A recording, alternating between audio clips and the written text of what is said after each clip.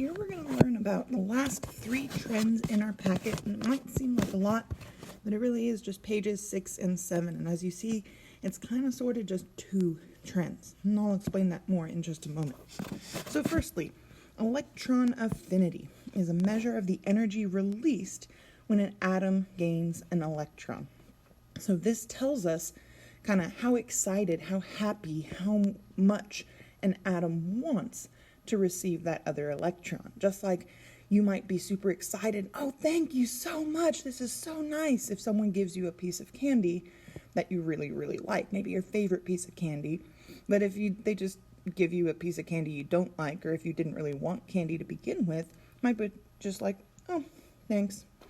So the amount of energy released when an atom receives an electron tells us how much they wanted that electron and how much more stable they become because of that electron. Now, this is just a kind of depiction of that happening, just like we saw an equation a lot like this with ionization energy, where the electron was on the other side. We had to put energy in to take the electron off. Our atoms do release energy when we put that electron in. It's kind of the reverse of that previous equation. Now, like I said, this is kind of sort of just 2 trends here, even though we're talking about 3 different terms.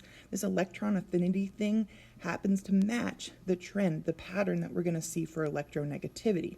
Even though they have different definitions and are technically different properties, because they both talk about electrons, they kind of change the same way. So this should make it easier to remember. We just need to make sure that we can tell the difference between them. So, electronegativity, what is that? It's a measure of an atom's attraction for electrons in a chemical bond. So electron affinity was just a single atom, how much it liked to receive an electron. Here, it's after a bond has been formed, kind of like in a game of tug of war between the atoms that have that chemical bond that are sharing electrons. The more electronegative element is the stronger element, the one pulling harder on those shared electrons.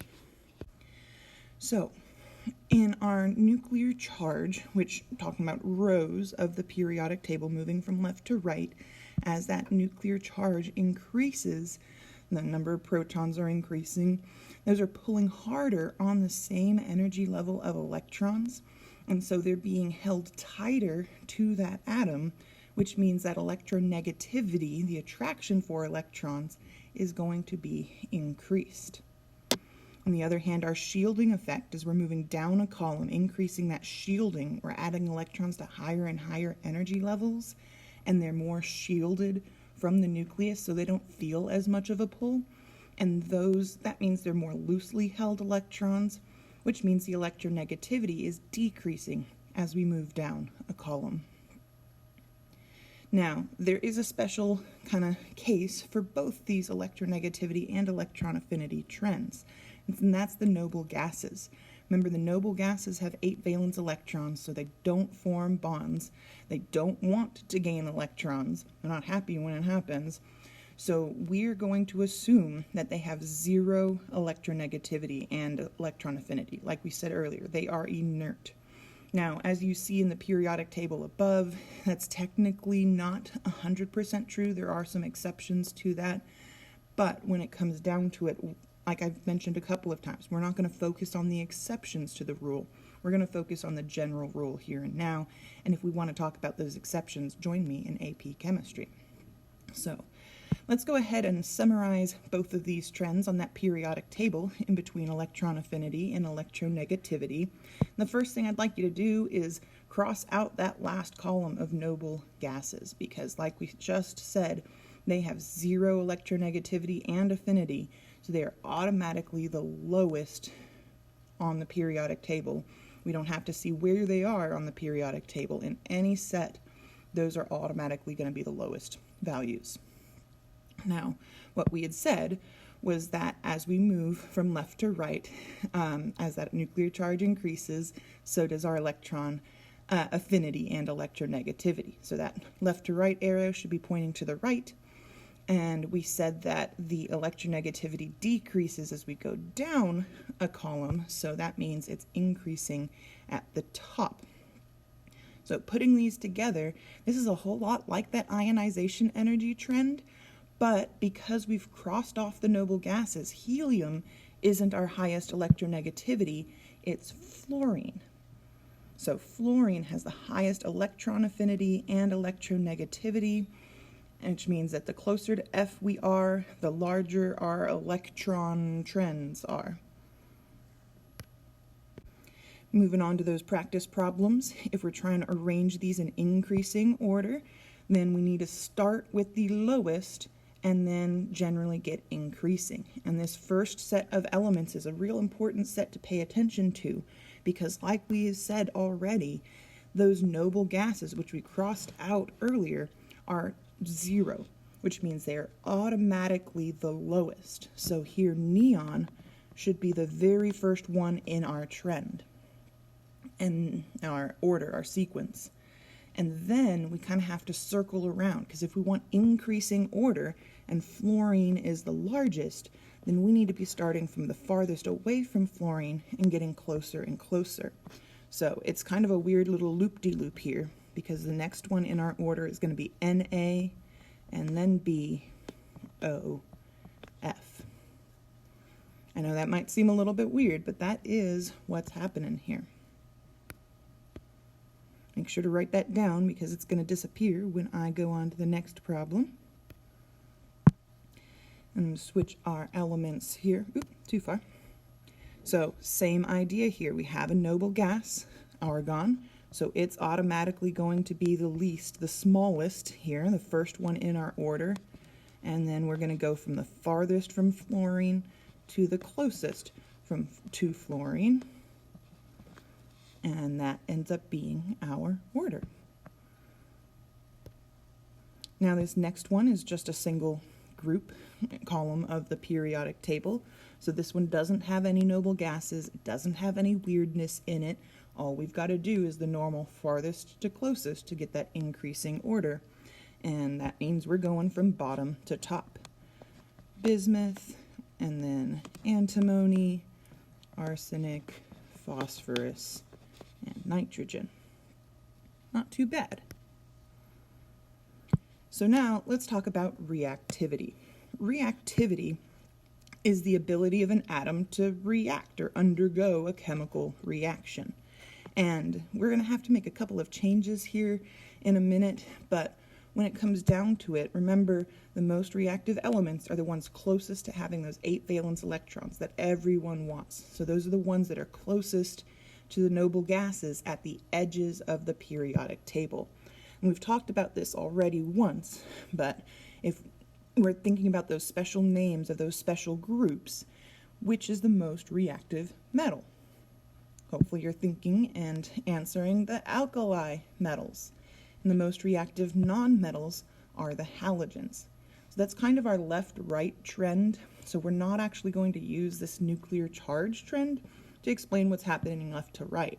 Instead, the way we should really be breaking this up is into some of the individual details about what's happening with our metals and our non-metals here. And remember, our metals are to the left of the staircase, and our non-metals are to the right of the staircase. So that's going to be one of the first things we draw into that periodic table as we start working on drawing those arrows.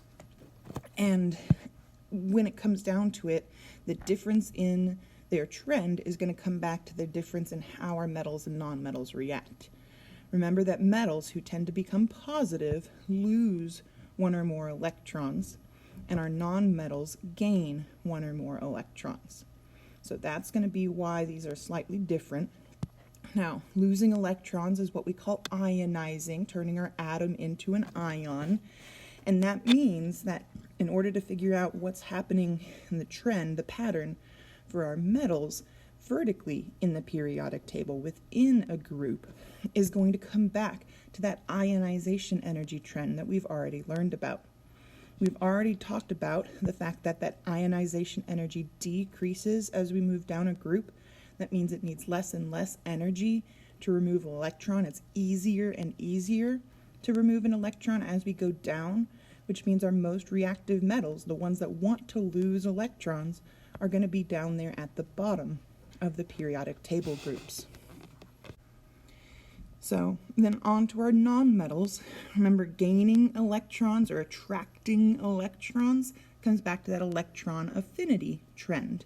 And so if we think about that electron affinity, it was smaller as we move down a group. So its ability to attract electrons is going to decrease for each element as we go down to the bottom of the periodic table, which means our most reactive nonmetals, the ones most able to attract electrons, are at the top of any group or family in that nonmetal side of the periodic table. So these are opposites, which isn't too surprising. So let's put this on that periodic table here. First off, we need that stair step. And then next, because we are talking about reactivity, you can either mark that these are 0 or, I think once again, cross them out because they're not really going to be participating, and maybe even make a note over here that they do not react. So now let's start with the horizontal trend, the horizontal pattern. Remember, metals are more and more reactive as they get towards the left side of the periodic table, and our nonmetals groups are more reactive as we go towards the right. That alkali metals and those halogens are the most reactive for each set. And then what we said was the metals were more reactive at the bottom, and the nonmetals were more reactive at the top. And if we put those together, then that means that francium is the most reactive metal, and fluorine is the most reactive nonmetal. That's it.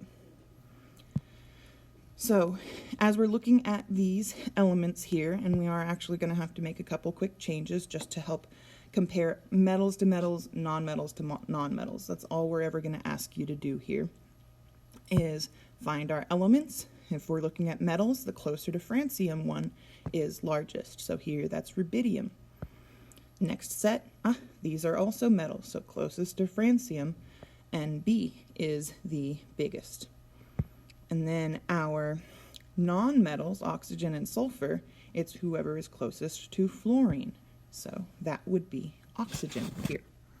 So you have to remember with reactivity, there's technically two different types of reactivity, which means that there's two different answers, or kind of for elements for which are the biggest, and we just have to remember to compare it to the right one.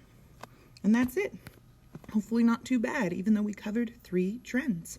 See you in class.